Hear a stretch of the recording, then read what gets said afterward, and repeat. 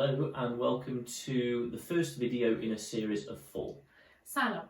به اولین ویدئو از این مجموعه که شامل 4 ویدئو هستش خوش اومدید. And this series of videos is called the timeline of the Bible. و این مجموعه که از 4 ویدئو تشکیل شده با عنوان جدول زمانی یا محور زمانی کتاب مقدس خطاب میشه. Many of you watching this will have heard and understood the gospel. خیلی از شماهایی که الان دارین این ویدئو رو نگاه میکنید انجیل رو در موردش شنیدید و اون رو درک کردید. Understanding that we needed saving from sin. درک کردید که ما احتیاج داریم که از گناهانمون بخشیده بشیم. That God sent Jesus to save us. و خدا عیسی مسیح رو فرستاد تا ما رو نجات بده. And that Jesus is coming back to set up his kingdom. و عیسی مسیح باز خواهد گشت تا این پادشاهی خدا رو بر روی زمین برقرار کنه. And many of you will have been baptized as well. و خیلی از شماها حتی تعمید هم گرفتید. And in the talks you heard that you would have heard the importance of reading the Bible. توی ویدئوهایی که صحبت شد در مورد اهمیت مطالعه کتاب مقدس و خوندنش صحبت کردیم. And it's true, it's important for any disciple to read the Bible every day. که خب این یک حقیقت مسلم هستش. برای هر شاگردی ضروریه که کتاب مقدس رو هر روز بخونه. But maybe you are now a bit confused or worried. شاید الان با خوندن کلام یه مقدار گیج شدید یا یه مقدار نگران هستید. The Bible is a very big book.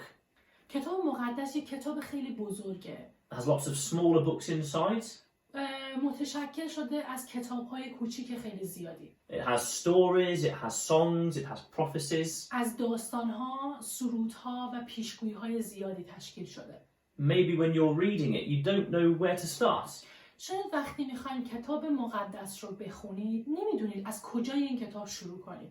Or maybe you're reading something but you don't know how it quite fits in, when it happened, where it happened. یا شاید یک سری از داستان‌ها رو میخونید ولی نمیدونید که این داستان کجای زمان قرار داره و مربوط میشه به کدوم قسمت از تاریخ. What we're going to do in these talks is to give you a framework to understand the Bible. کاری که امروز توی این ویدیو میخوایم بکنیم و در موردش صحبت کنیم، میخوایم یک کالبد اصلی کتاب مقدس رو براتون توضیح بدیم.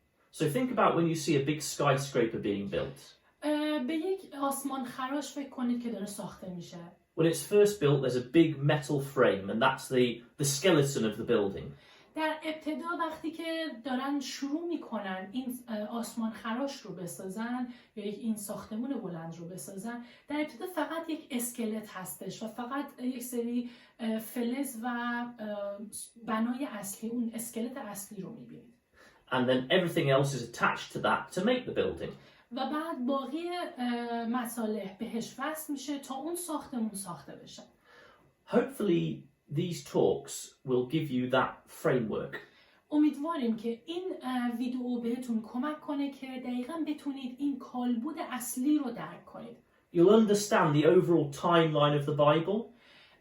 زمانهای متفاوت و درک خاصی از بازه‌های زمانی متفاوت رو درک می‌کنید. You'll know what happened and where and when. و قراره که با توجه به این ویدیو یاد بگیرین که چه اتفاقاتی، چه زمانی و کجاها در تاریخ اتفاق افتاده.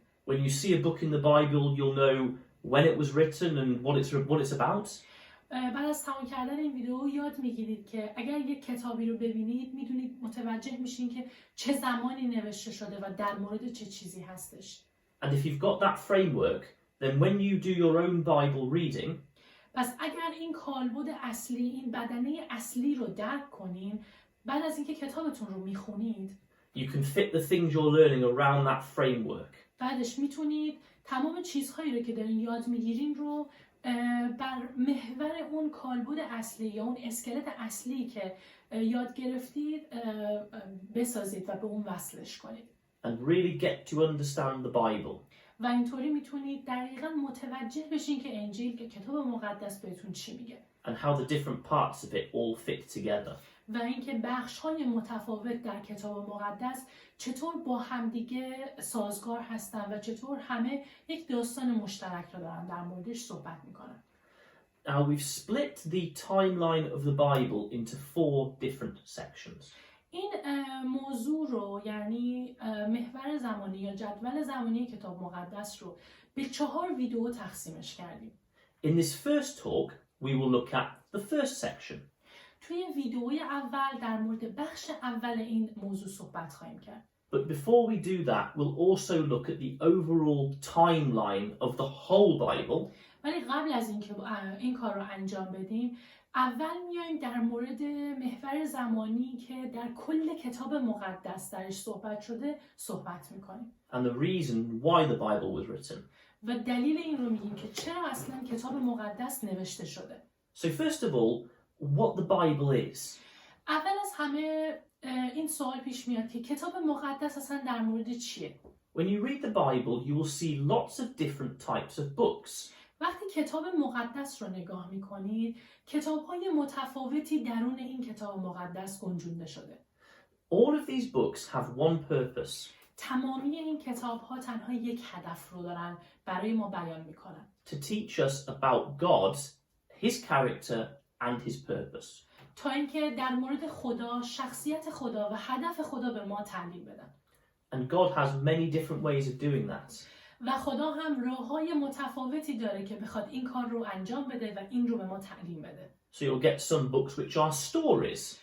به عنوان مثال یه سری از کتاب‌ها رو داریم توی کتاب مقدس که کتاب‌های داستانی هستن. سرشار از داستان‌های متفاوتن. We can see how people interact with God, what He says, and how He treats them. توی این دسته از کتاب‌ها میتونیم ببینیم که مردم و خدا چطور با هم رفتار داشتن و روابط انسان و خدا درش توضیح داده شده و اینکه خدا با انسان‌ها چطور رفتار میکرد. And how He acts when different people do different things. و اینکه وقتی انسان‌های متفاوتی کارهای مختلفی رو انجام میدادن، خدا چطور باهاشون رفتار میکرد و چه کارهایی انجام میداد. You'll see songs and prayers that people have written to God. کتاب‌هایی رو در این کتاب مقدس می‌بینیم که کتاب‌های مزمور و کتاب‌های دعا هستن که آدم‌های مختلف برای ستایش خدا نوشتنش. You'll see books of the prophets bringing messages from God. کتاب‌هایی رو می‌بینیم که از انبیا هستند و کتاب‌های پیشگویی هستند و انبیای مختلف پیام‌هایی رو از خدا برای ما آوردن و در اون کتاب‌ها نوشتن. And telling people what will happen in the future. و این انبیا به مردم میگن که در آینده چه اتفاقاتی قراره بیفته. So that's the sort of things you'll see in the Old Testament. پس این چیزهایی که گفتیم یک نمونه از چیزهایی هستش که در عهد عتیق به چشم ما میخوره. In the New Testament, you'll see more stories like the Gospels. در عهد جدید داستانهای بیشتری به چشم میخوره مثل 4 انجیل. Seeing Jesus and how he acts with different people. عیسی مسیح رو میبینیم، داستان زندگی اون و اینکه چطور عیسی با مردم رفتار میکرد. And what he says. و اینکه عیسی چه چیزهایی میگفت. You'll see letters written to churches and individual people. نامه‌هایی رو میبینیم که به کلیساهای مختلف و حتی اشخاصی نوشته میشد. The whole point is we can read any one of these types of books. نکته کلی اینجاست که همه این دسته های متفاوت از کتاب ها رو میتونیم بخونیم and understand more about God and what He wants us to do. و میتونیم درک کنیم که خدا از ما چی میخواد و بیشتر در مورد خدا یاد بگیریم. Whether it's a prophet telling us directly, که بعضی هاشون کتاب های انبیا هستن که کلام رو به صورت مستقیم به ما گفتند، or reading a story and taking the lessons from it. یا کتاب های داستان هست که باید اون داستان ها رو بخونیم و درس هایی که در این داستان ها نهفته هست رو برداشت کنیم و درک کنیم. So there are different types of books with different authors. پس کتاب های متفاوتی وجود داره تو کتاب مقدس که نویسنده های متفاوتی دارن. But of course we believe that all of these authors are inspired by God. و خب مطمئناً ما ایمان داریم و مطمئنیم که نویسنده حقیقی تمامی این کتاب ها و داستان ها خداست. And the words they wrote are the words God wanted them to write. و کلامی که این نویسنده ها نوشتن کلامی هستش که خدا از اونها خواسته و اونها برای ما به نگارش در آوردن. And all of these books, they all fit in with that one overall theme. و تمامی این کتاب ها در مورد همون موضوع اصلیه که در موردش همیشه صحبت میکنیم. The theme of the Bible is how we are separate from God. این موضوع اصلی که موضوع اصلی کتاب مقدسه در مورد اینه که ما چطور از خدا دور شدیم. Our sin separates us, but God wants to bring us back to him. گناهان ما باعث شده که از خدا دور بشیم، ولی خدا کاری میکنه که دوباره به سمتش برگردیم. And the Bible shows how he will do that and how he has already started doing it. و کتاب مقدس به ما نشون میده که چطور خدا این کار رو انجام میده و توضیح میده که در حال حاضر شروع شده این کار. And all the books fit in with that purpose. پس تمامی کتاب‌های کتاب مقدس با این هدف و با این موضوع صدق میکنن و همشون در مورد همین موضوع صحبت میکنن. Whether it's a prayer from someone to God, trying to understand how to follow him correctly. میتونه شامل دعاهایی باشه که یک شخصی دعاش رو نوشته و از خدا میخواد که بهش کمک کنه که راهش رو پیدا کنه و توی مسیر درست قرار بگیره. Whether it's a prophet telling us God's plan for the future. یا نبی که در مورد نقشه خدا برای آینده میگه. The Bible is not just a list of commands.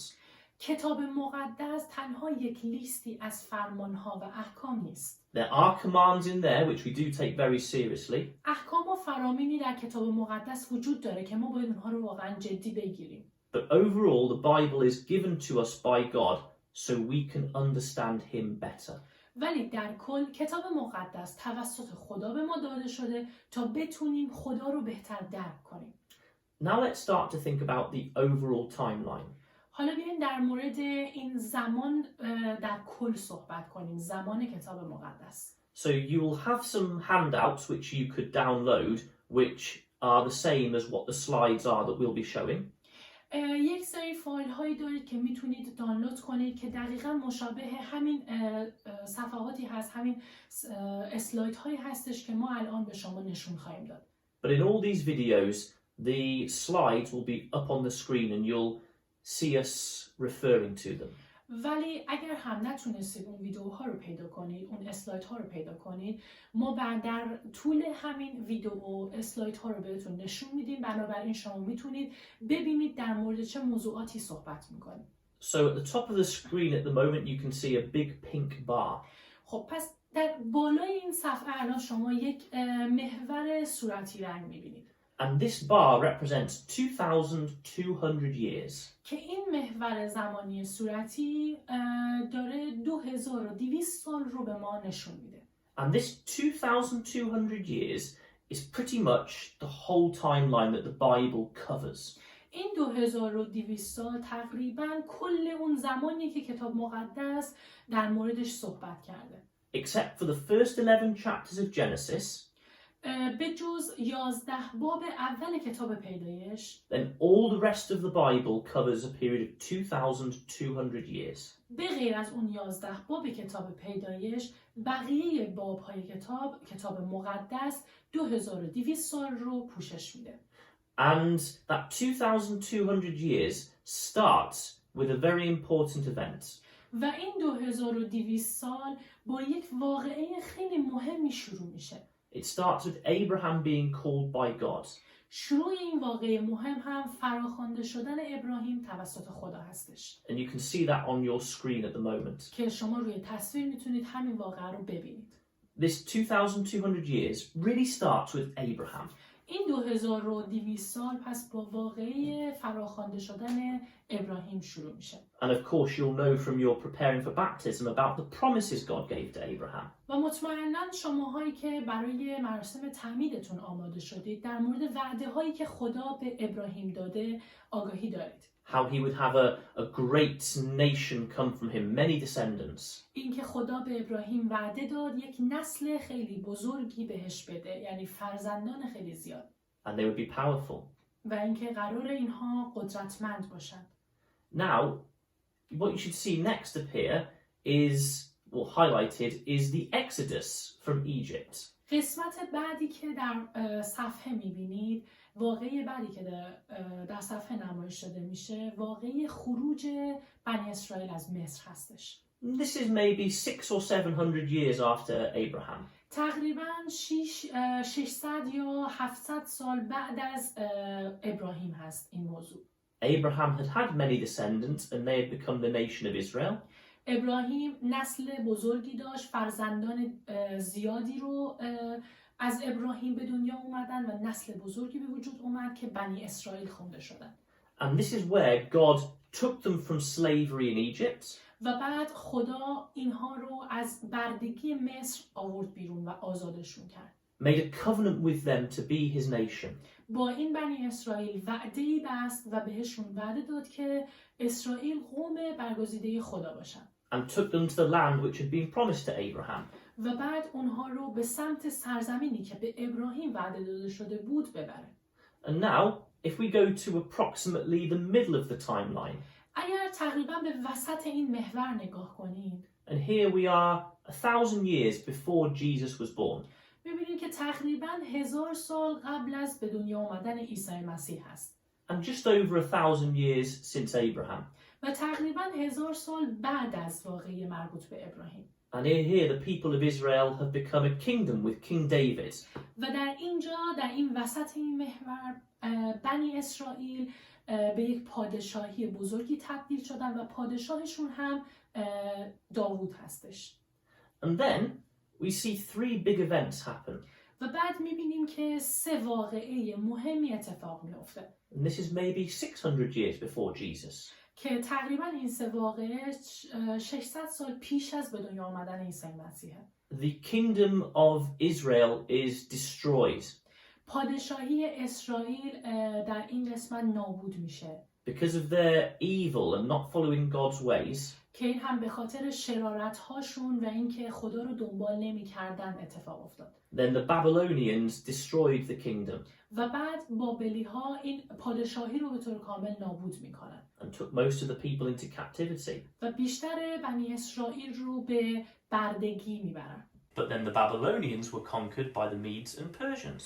و بعد مادها و پارس‌ها بابلی‌ها رو شکست میدن و بر اونها پیروز میشن. And the great Persian king Cyrus allowed the captives to go back to Jerusalem. و پادشاه بزرگ پارس‌ها که کوروش کبیر بوده بنی اسرائیل رو از بردگی بابل بیرون میاره و بهشون اجازه میده به سرزمینشون برگردن. And for the next few decades, the people were back trying to rebuild the city and the temple. و برای چند دهه بعد از اون واقعه مردم بنی اسرائیل تلاش میکنن تا شهر اسرائیل رو دوباره بازسازی کنن. And it's about that time that the Old Testament finishes. و تقریبا همون موقع بود که عهد عتیق تموم میشه. So 400 years before Jesus, that's when the Old Testament finishes. پس پایان عهد عتیق 400 سال پیش از به دنیا آمدن عیسی مسیح بود و اون موقع بود که نگارش کتاب عهد عتیق تموم میشه.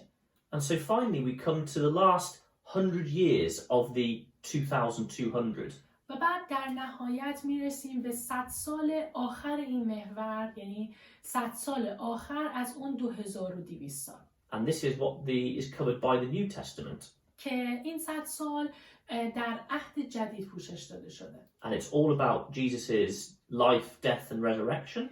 و کل این قسمت در مورد عیسی مسیح، مرگ و رستاخیزشه. And his disciples carrying on his work. و اینکه بعد از عیسی مسیح شاگردان عیسی کارش رو ادامه دادن. Now, in the next 3 talks, we'll look at all of those sections in more detail. در 3 ویدئوهای آینده در مورد تمامی این وقایعی که صحبت کردیم با جزئیات خواهیم گفت. But this just gives you the overall timeline of the Bible. ولی در حال حاضر فقط یک تصویر کلی از وقایع کتاب مقدس رو بهتون گفتیم. So you can picture in your mind the sort of period that it covers. تا بتونید در ذهن خودتون تصور کنید که چه اتفاقات و وقایعی توی این زمان اتفاق افتاده. And the big events that are happening along the way. و وقایع رو که در زمانهای مختلف در این تاریخ بوده رو تصور کنید و در موردش بدونید. But we said that this period of 2200 years covers everything except those first 11 chapters of Genesis. در ابتدای ویدئو گفتیم که این 2200 سال تمام کتاب مقدس رو از باب 12 پیدایش تا انتها پوشش میده و 11 باب اول کتاب پیدایش جز این زمان نیستش. And so there is a time before this period. پس باید یک زمانی قبل از این 2200 سال وجود داشته باشه. And we haven't got the room to show it on the timeline. You can just see a green bar has appeared. و می‌بینیم که جای کافی نداریم که بخوایم این قسمت رو به صورت در صفحه نشون بدیم و می‌بینید بر روی صفحه فقط به صورت یک قسمت سبز رنگ نشون داده شده. Because this period covered by the first 11 chapters lasts over 2000 years. دلیل این که نتونستیم توی این صفحه این قسمت سبز رنگ رو به صورت کامل نشون بدیم چون این قسمت بیشتر از 2000 سال طول میکشه. 11 باب اول کتاب پیدایش. So before the calling of Abraham, you have over 2000 years. پس قبل از اینکه ابراهیم فراخوانده بشه توسط خدا یک بازی زمانی 2000 ساله و بیشتر از 2000 سال رو داریم. And this is covered by just 11 chapters. که این بازی بیش از 2000 سال توسط فقط در 11 باب در موردش صحبت شده. But you get many big events happening in these 11 chapters. ولی می‌بینیم که توی این 11 باب وقایع بزرگ خیلی زیادی اتفاق میفته. You have the creation of the world. در مورد آفرینش این دنیا میخونیم. You have Adam and Eve disobeying God. در مورد نافرمانی آدم و حوا از خدا میخونیم. And having the sentence of death because of their sin. و در مورد مرگ به خاطر مجازات گناه میخونیم. We hear about Cain and Abel, these sons of Adam and Eve. داستان مربوط به قائن و هابیل رو میخونیم که فرزندان آدم و حوا بودن. About how Cain killed Abel. داستان مربوط به این که چطور قائن هابیل رو میکشه. And then Cain's descendants grew and filled the whole earth with violence. و بعد قائن و نسل قائن رشد میکنن و کل دنیا پر از ظلم و شرارت میشه. And that will bring us to the time of Noah and the flood. و بعد میرسیم به داستان مربوط به زمان مربوط به نوح و طوفانش. When God starts again and destroys the earth. که خدا اینجا دنیا رو نابود میکنه و از ابتدا دوباره شروع میکنه. And starts again with Noah and his family. و این شروع هم با نوح و خانواده نوح هست. And then we see the earth getting worse again. و باز هم بعدش میبینیم که دنیا به بدی میره.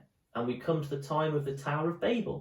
و بعد به زمان برج بابل میرسیم. When all the people of the earth get together. جایی که تمام آدمهای این زمین با هم جمع میشن. And they're going to build a huge city and a huge tower. با هم متحد میشن و میخوان یک شهر بزرگ و یک برج بزرگی بسازن. And they're doing that to rebel against God and say, you can't control us. این کار رو برای این میخوان انجام بدن که بر ضد خدا شورش کنن و به خدا بگن که از خدا بزرگتر هستن و خدا نمیتونه کاری باشون بکنه. And so God splits them up by changing the languages.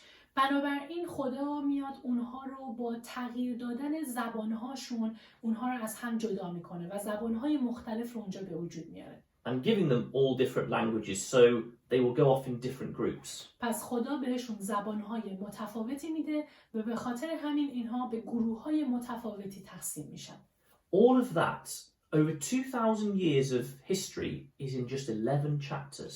تمامی این وقایعی که نام بردیم در طول حدود 2000 سال اتفاق میفته و تنها توی 11 باب از کتاب پیدایش در موردش صحبت شده. Because these 11 chapters concentrate on God's relationship with humans. چون توی این 11 باب در مورد رابطه انسانها و خدا توضیح داده شده. And this relationship on a global level.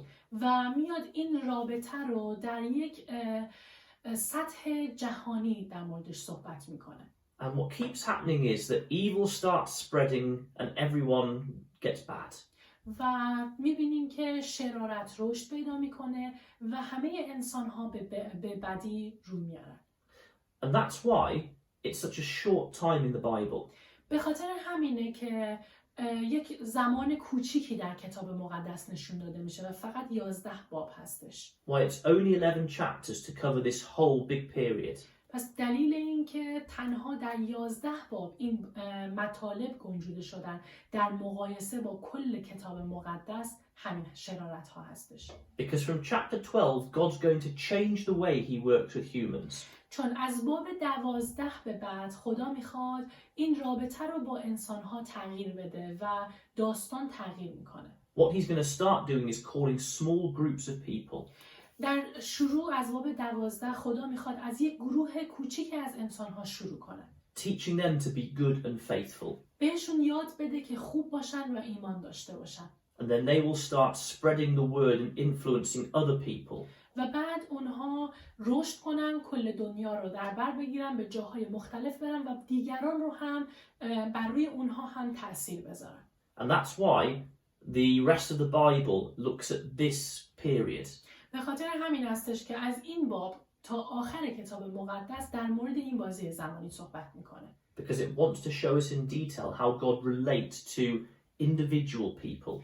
چون میخواسته به ما نشون بده که چطور خدا با انسانهای مختلفی در ارتباط بوده. Not to look at the whole world and how it's going away from God. نه اینکه بخواد کلی نگاه کنه به داستان و در مورد کل دنیا صحبت کنه که چطور انسانها و دنیا از خدا دور میشن. We know lots of the world has gone away from God. میدونیم که خیلی ها در دنیا از خدا دور شدن. But God wants to work with us so we can start to spread the word through the earth. ولی خدا میخواد که با ما کار کنه تا ما بریم و بر دیگران در دنیا تأثیر بذاریم. And that's why the majority of the Bible is looking at God working in this way. به خاطر همین هستش که اکثریت کتاب مقدس داره در مورد این موضوع خاص تمرکز میکنه. And why there's only 11 chapters to cover this first big period. و فقط 11 باب اول کتاب مقدس هست که در مورد اون زمان کلی، در مورد شرارت‌ها و رابطه بد انسان و خدا صحبت میکنه. So this first part of the timeline of the Bible پس قسمت اول از این جدول زمانی کتاب مقدس، this period of over 2000 years یک بازی زمانی بیش از 2000 سال هستش is covered by Genesis chapters 1 to 11. و تنها در پیدایش باب‌های 1 تا 11 در موردش صحبت شده. And in the next video we'll start at the calling of Abraham. و در ویدئوی بعدی ما با فراخوانده شدن ابراهیم و این داستان شروع خواهیم کرد. And look in detail at the next part of the timeline of the Bible. و با جزئیات بخش بعدی از این بازی زمانی در کتاب مقدس رو در موردش صحبت میکنیم. Thank you very much. ممنونیم.